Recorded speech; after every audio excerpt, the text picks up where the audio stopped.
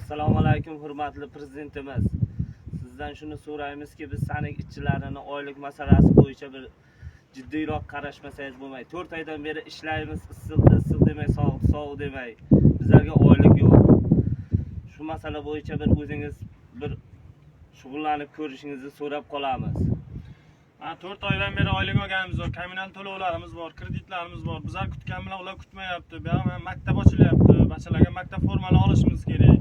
Lekin oylik mana 4 oydan beri oyligimiz yo'q. Oylik berishni so'rab, uyda bachchalar kasal, maktab borish kerak, kredit bo'lib yotamiz. Oylik berishni so'raymiz. 4 oydan beri oylik yo'q. Xariyalar bor. Muammolar bor. Hammasiga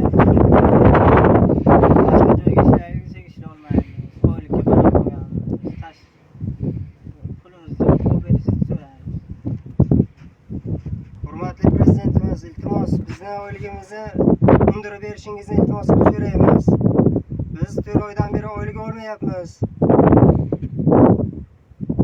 Uyimizda kasallarimiz bor. Oylikka yetmayapti. Cho'zilib ketdi. 20 kundan beri bugun erta degan va'dalardan charchadik. Iltimos qilamiz sizlardan. Oyliklarimizni undirib beringlar. Ko'rib chiqinglar, shu chora ko'rib beringlar.